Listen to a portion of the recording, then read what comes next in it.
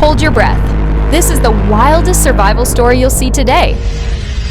A 4,000-year-old village is being devoured by the sea live, forcing an epic escape. Welcome to Visiona, where we drop jaw-dropping truths that'll blow your mind. Let's dive in. Picture Shishmaref Island quaking as the Arctic Ocean's wrath gnaws its edges, devouring homes with feral hunger. In 1997, a monstrous storm ripped away 30 feet of shore in a single night, forcing 14 families into desperate flight. Since the 1950s, over 2,500 feet of land, nearly half the island's width, has vanished, with erosion accelerating to 10 to 30 feet annually during fierce storms. By 2016, Shishmaref's 600 Iñupiat souls voted to abandon their ancestral haven, fleeing a future drowned by climate's fury. A decision echoed in 2002, but stalled by lack of funds. America's hidden climate horror, more gripping than Kiribati. With only 1,200 feet of habitable land left, can they evade annihilation? The stakes are seismic. Stay riveted. The Arctic is a volatile inferno.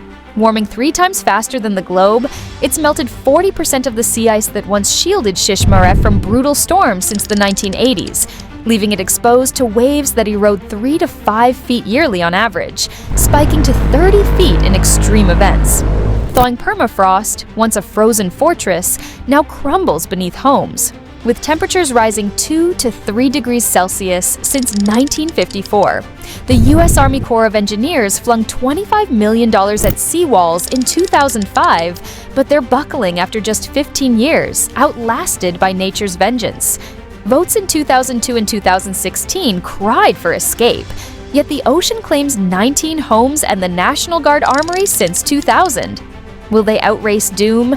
The tension is electrifying. Don't dare blink. This isn't just land, it's the ancestral pulse of the Iñupiat. For 4,000 years, they've thrived on Shishmaref, hunting bearded seals, reeling in salmon, and harvesting tundra berries, their spirit fused with its icy soul. Elder Clifford Weyuana, 80, crafts akutuk from seal oil, a sacred rite passed down generations, now teetering on extinction's edge as relocation looms. The 2016 vote to move to Tin Creek, 12 miles inland, threatens to sever their hunting grounds, where 90% rely on subsistence for food. Molly Snell, 35, chokes back tears. One storm could wipe us out. Our dialect, dances, and songs will die. With 150 houses crowding the shrinking island, and a 2,007 hunter's death on thinning ice, feel their torment. This is a fight for their essence. The clock ticks mercilessly. Stay with me. Here's the gut-wrenching betrayal. Since 2001, the Shishmaref Erosion and Relocation Coalition has begged for salvation, but hope erodes like the shore. The government showered $48 million on Louisiana's Isle de Jean Charles in 2016, branding them America's first climate refugees, while Shishmaref's $180 million plea escalating from a 2004 estimate of $100 to $200 million, drowns in bureaucracy. A 2009 report flagged 31 Alaskan villages at risk, with Shishmaref among 12 exploring relocation, yet funding stalls, sewage systems fail, health crises spike, and 86% of Alaska's 213 native villages face similar threats. John Kokiok's brother perished in 2007 when ice melted early, a climate casualty haunting their resolve. Where's the lifeline? The sting of neglect fuels their fury. Don't miss the next shock. Meet the indomitable spirits. Sadie McGill, 42, clings to her mother's hand, watching her childhood dissolve into the sea, her voice cracking. Our land fades like a phantom. Ned Agupuk, 50, grips his son's hand on the beach, vowing to stand firm, while a 2007 storm stole a hunter's life as ice betrayed him. Kids play near a tilting hoop, oblivious to their fading future, as 14 homes were moved in 1997 and 5 more in 2002 to escape the edge. They voted twice to flee, but $180 million remains out of reach, with only $8 million trickling in for tribal adaptation in 2015. Imagine your heritage sinking. Can they defy fate? The drama's explosive. Hold on tight. What lies ahead?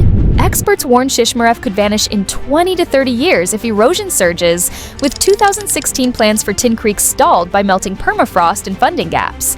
The 2006 Army Corps study pegged relocation costs at $100 to $200 million, yet only $25 million in grants aided others, leaving Shishmaref waiting. Reverend Anna Silko teaches kids ancient songs, a flicker of faith, while Rich Stazenko, a teacher since 1975, hails them as warriors, not victims, as the school, built in 1977, stands as a fragile anchor. But an emergency evacuation to Nome looms, risking cultural annihilation, with 90% of residents fearing loss of their subsistence lifestyle. Will they rise or fracture? The finale looms. Don't miss it!